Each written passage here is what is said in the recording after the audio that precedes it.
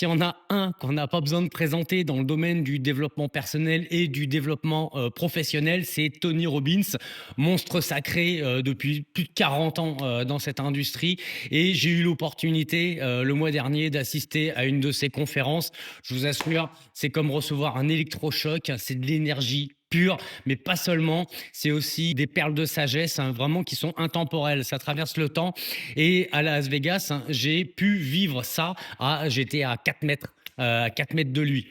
Bon, le gars, il est taillé comme un Golgoth, hein, il doit faire 1,90 m, 1,95 m, charisme incroyable, il est capable de soulever une salle de 5000 personnes et de plonger vraiment son audience aussi dans une réflexion profonde sur la vie, sur le business et le leadership. Et c'est de ça dont je vais vous parler dans cette vidéo. Alors, pour ceux qui ne me connaissent pas, moi, je m'appelle Yann Raoul, je suis français, je vis en Amérique du Nord et je profite du meilleur des deux mondes.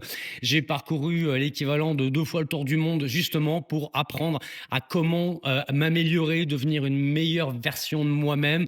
Pourquoi j'ai fait ça? C'est parce que j'ai compris assez rapidement que mon entreprise, mes entreprises n'iraient jamais plus haut que mon propre leadership. Donc j'en ai fait ma priorité. Donc aujourd'hui, j'ai développé une expertise en développement personnel au profit des entrepreneurs et je partage tout de suite avec vous maintenant dans cette vidéo. Et en fait, Robbins, c'est pas juste de la motivation temporaire, genre ça s'essouffle et puis après tu t'écrases au sol comme un flanc.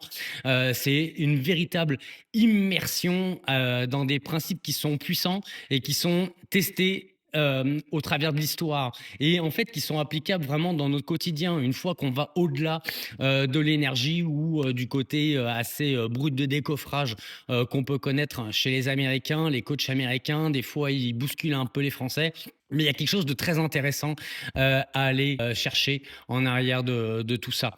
Et en fait, Tony Robbins, il nous a rappelé dans cette conférence que la vie, elle est faite de cycles et que l'énergie est notre ressource vraiment la plus précieuse et que le leadership est avant tout une question de maîtrise de nos émotions et d'influence.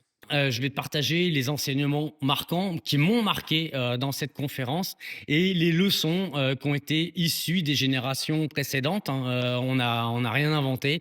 Suffit de suivre les indices de ceux qui ont fait les choses avant nous. Et donc, l'idée principale de cette conférence, c'était comment on fait pour dompter nos hivers, les hivers de nos parcours et les exploiter vraiment pleinement pour exploiter notre propre plein potentiel. Donc là maintenant, plongeons ensemble dans les pépites de sagesse de Tony Robbins. Et en fait, la première chose qui nous rappelle, bon, ça mérite d'être direct et brut de décoffrage, c'est les leçons de l'histoire. Une génération qui était forgée par l'adversité. Il nous rappelle qu'en regardant l'histoire, on voit que certaines générations ont été forgées, mais vraiment dans l'adversité, à la dure. Le premier exemple qu'il donne, en fait, c'est pendant la Seconde Guerre mondiale. En l'espace de vraiment de quelques jours, il y a des dizaines de pays qui se sont mobilisés pour lutter contre l'ennemi commun et ils ont fait preuve d'une réactivité et d'une force d'action, mais qui était incroyable. Et cette époque a vu naître des individus au mental d'acier, ce que j'aime à dire, des personnes ordinaires qui ont fait des choses extraordinaires et qui ont été capables, qui ont été en mesure de faire face aux défis avec un courage euh, incroyable. Cette génération, elle a su triompher des épreuves, notamment grâce à la discipline, au sacrifice et à l'endurance. Mais aujourd'hui, qu'est-ce qui se passe? Eh ben, on a développé une société où tout prend 10 fois plus de temps pour faire les choses, où les gens hésitent, ils doutent, on parle pendant 1000 ans, ça tergiverse, alors qu'on a tout. On a tellement plus de choses qu'il y a 80 ans.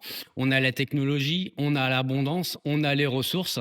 Et paradoxalement, on est devenu beaucoup plus fragile, d'après ce que dit Tony Robbins. Et je le partage. En fait, l'une des grandes leçons de l'histoire, elle est la suivante. C'est que les temps difficiles forgent des personnes fortes. Mais que les temps qui sont beaucoup plus faciles créent des personnes faibles.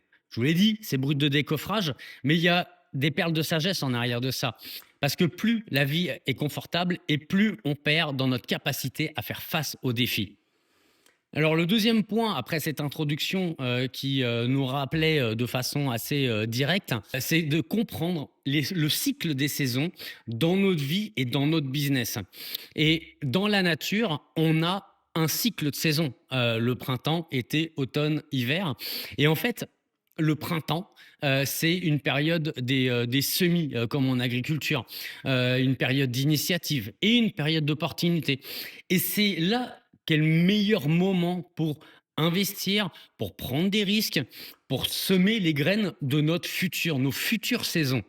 Alors après, le printemps, il y a l'été et celle-là, c'est une période de croissance et une période de développement. Il y a tout qui se met en place, hein, mais il faut aussi continuer à entretenir ce qu'on a semé. Si on oublie cet élément fondamental vu précédemment, eh ben, il y a tout qui va s'écraser. C'est comme, bâtir un immeuble, si on monte les étages et qu'on ne fait pas attention, aux fondations, il y a tout qui va s'éclater. Et ensuite, après l'été, il y a l'automne. Là, c'est le moment des récoltes. On a tous hâte à ce moment des récoltes et là, on voit les résultats de nos efforts, qu'ils soient bons ou qu'ils soient moins bons, qu'ils soient mauvais, en tout cas, qu'ils ne soient pas à la hauteur de ce qu'on aurait pu, attendre. Et les fameux hivers. Les fameux hivers, les périodes de test, les périodes de remise en question, on les aime pas, mais ils sont nécessaires. Et c'est là que c'est le meilleur moment où on est confronté aux défis. On est confronté à nos défis, on est confronté à nous-mêmes.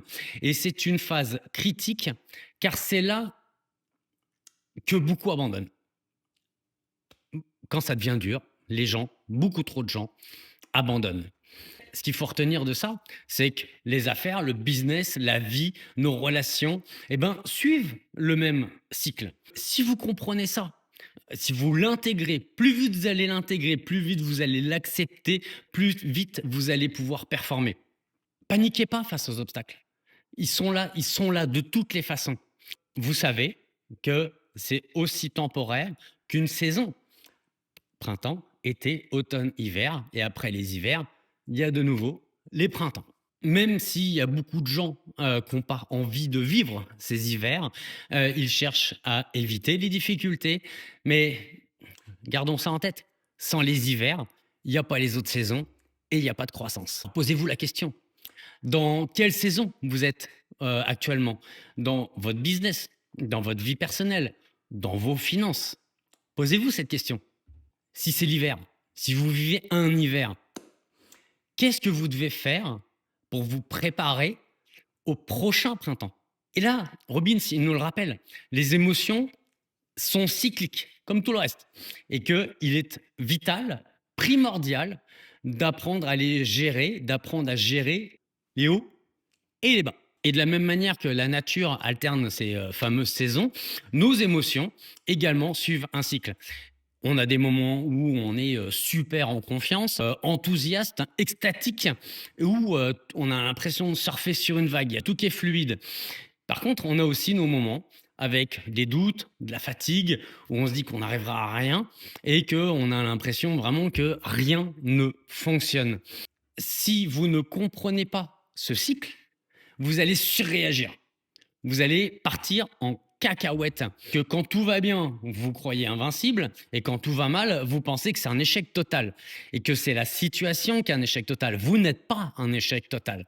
Et ça, c'est vraiment un élément que j'ai retenu et qui m'a impacté dans cette conférence de Robbins, parce que la vérité, c'est que ni l'un ni l'autre n'est réel. C'est tout est une question de perception et de maîtrise de nos émotions. Les leaders, les entrepreneurs hyper successful ont tous une chose en commun. Ils savent, ils ont appris à gérer leurs émotions, quelle que soit la saison dans laquelle ils se trouvent.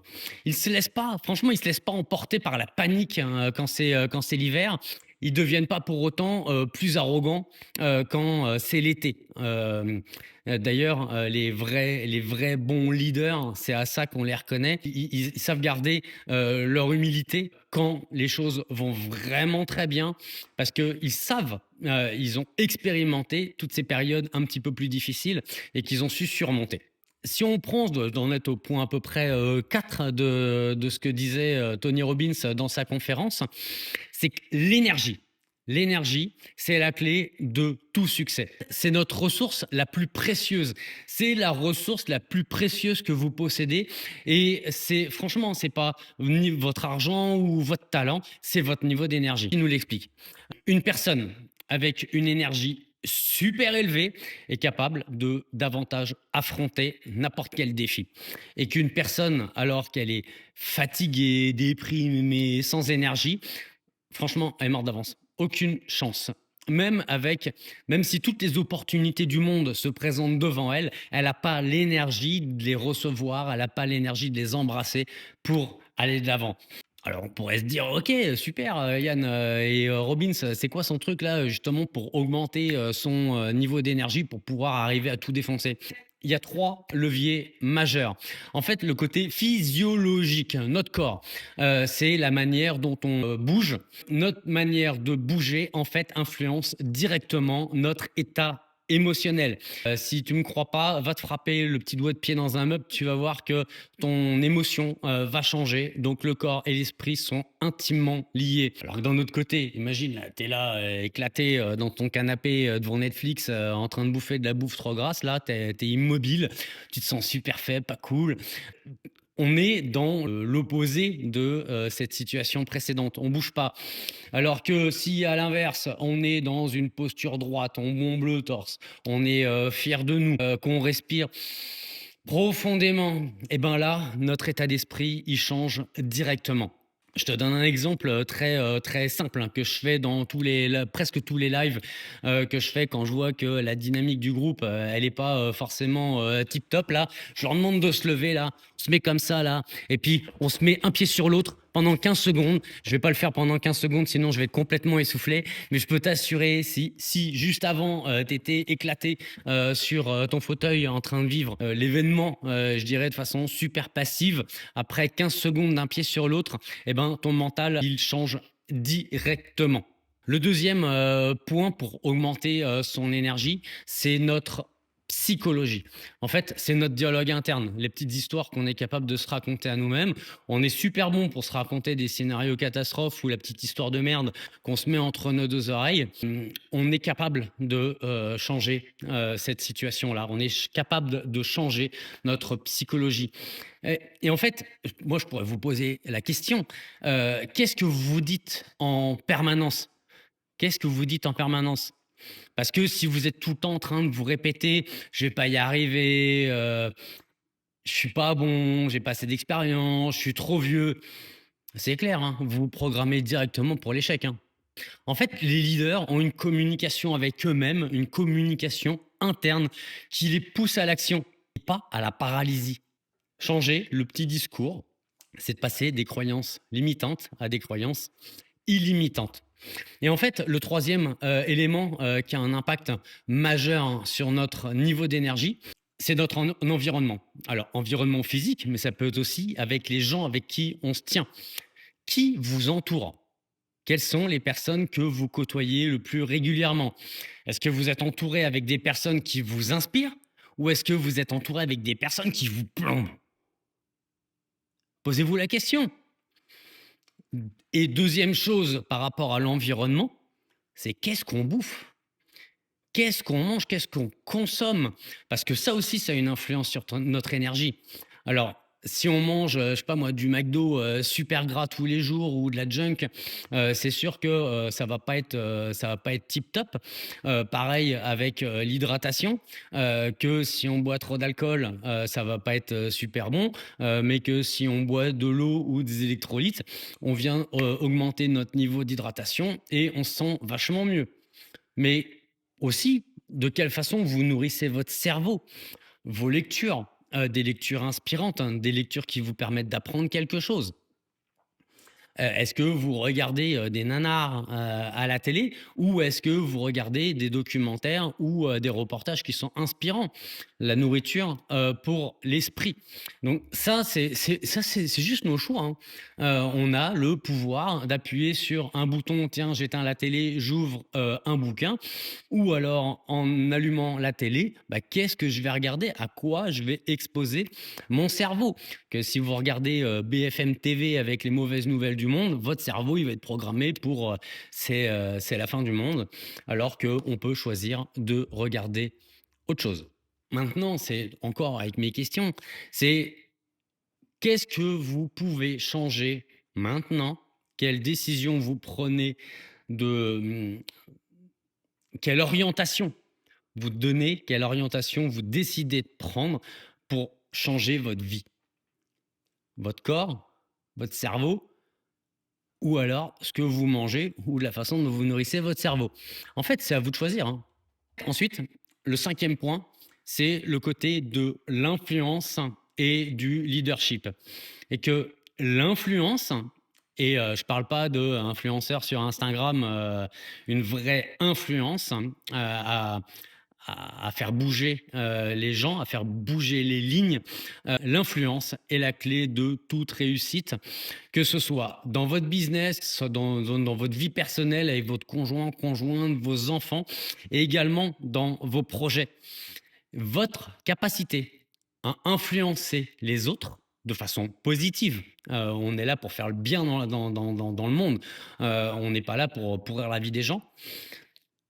Votre capacité à influencer les autres est déterminante. Et il existe deux éléments fondamentaux pour influencer. Et on revient sur les éléments qu'on a vus précédemment.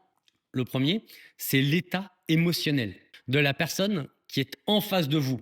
Il y a le vôtre et il y a aussi celui qui est en face de vous. Parce que si la personne qui est en face de vous, posez-vous la question, si elle est stressée, si elle est fatiguée, si elle est irritée, elle n'écoutera même pas votre message. Même que vous avez le meilleur message du monde, elle n'est pas dans les dispositions mentales, émotionnelles pour recevoir votre message. Alors, avant de vouloir influencer quelqu'un, vous devez d'abord modifier son état. Alors là, je ne vais pas vous refaire courir sur place pendant 15 secondes ou faire sauter un trampoline comme peut le faire Tony Robbins, mais ce sont des choses qui sont nécessaires.